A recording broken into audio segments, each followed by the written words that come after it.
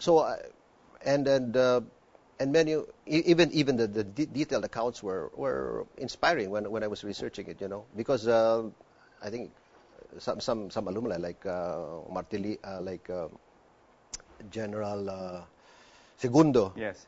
How he was he was captured. He was actually tortured, yes, because they would try to get beat information out of him. He was in the death march, I think. No, in the death march. Was he part of the death march?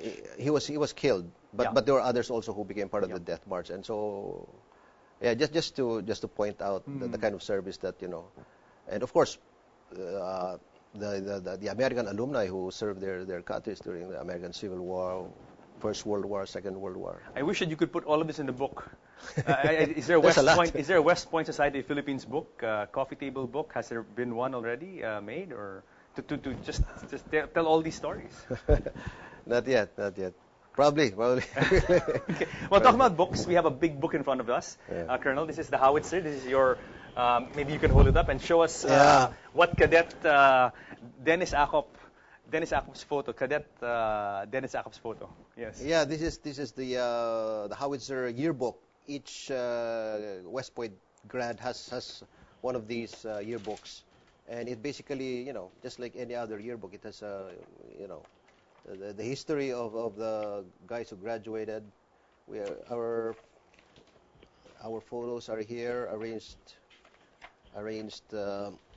Okay. alphabetically, and here, all right, for example, okay. we have here. So can we focus on that? This is the young Cadet Dennis Acop, and Yeah. and you have And as you can see, I had a lot of hair back then.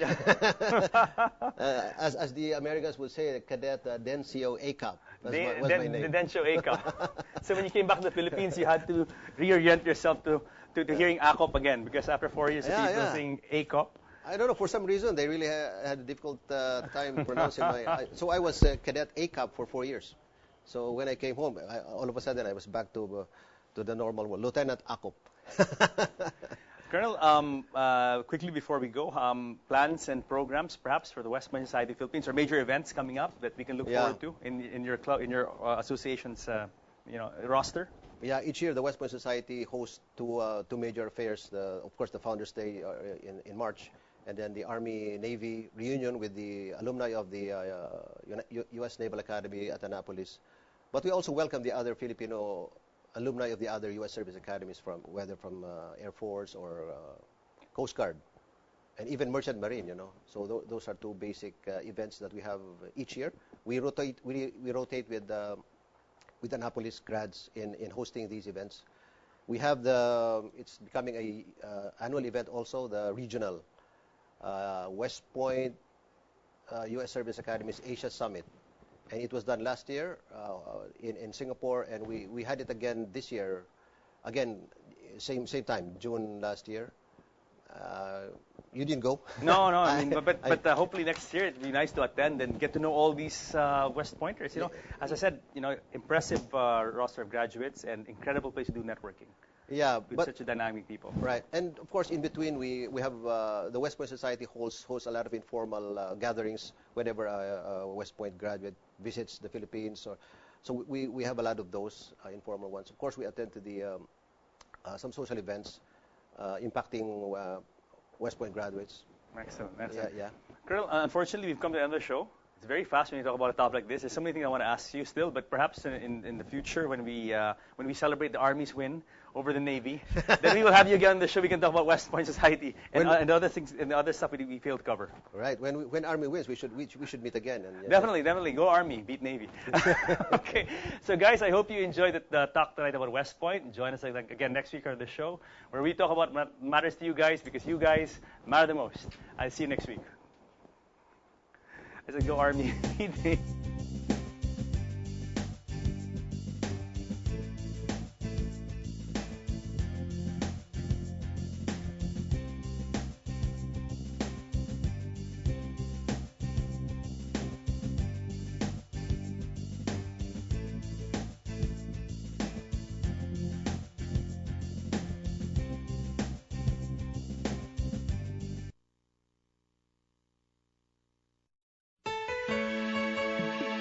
Ang mga may kapansanan ay kabahagi rin ng lipunan. Lipunang dapat kumikilala sa kanilang mga karapatan. Karapatang magkaroon ng maayos na pamumuhay. Magandang kalusugan. Tahimik na lugar. Tamang edukasyon, makaboto at makapagtrabaho. Kung maisasagawa ang lahat ng ito, sila'y magiging produktibo at epektibong kabalikat ng ating lipunan. Napapanahon na, ang tagumpay ng may kapansanan ay tagumpay ng bayan. Kaisa ka ba? Oo, hindi sagabal ang kapansanan para marating mo ang iyong pangarap.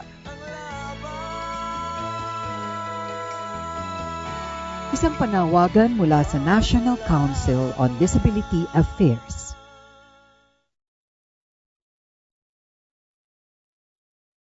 No signal? Check the power and cable connection between the GSAT IRD and the TV set.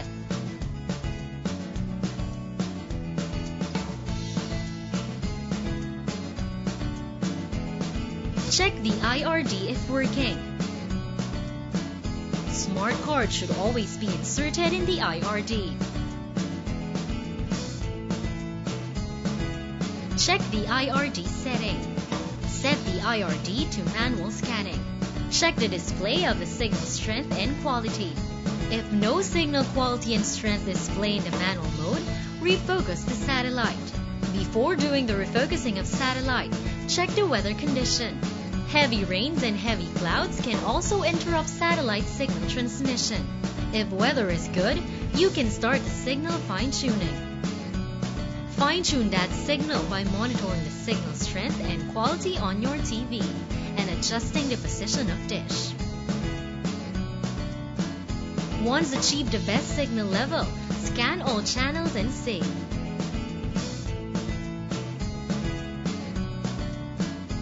Now you can start viewing GSAT's quality programs wherever you are. For inquiries and renewals, please contact your local dealer or call GSAT hotline number 882-9999. Remember, it's 882-9999.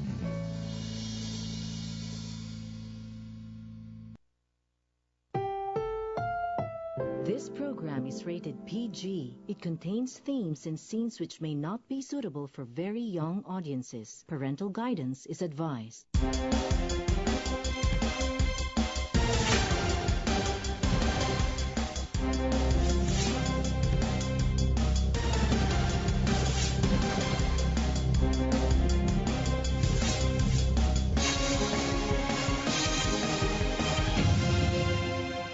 I'm William Theo, bringing you today's burning issues and the hottest news here on News Force. Here are the headlines on News Force. Immigration officers at NAIA and other airports reshuffled to get rid of corruption. Federalism, peace roadmap, and war against drug part of legislative agenda according to Senator Pimentel. Senator Pacquiao reaffirms membership with PDP Laban. Government of the Philippines panel seeks NDF peace talks to be rescheduled in August. Speechwriter apologizes after Melania Trump plagiarism incident. Leslie Jones returns to Twitter after leaving over racist comments. Fair and balanced news. Comprehensive reports that take you to the heart of the action. This is News Force.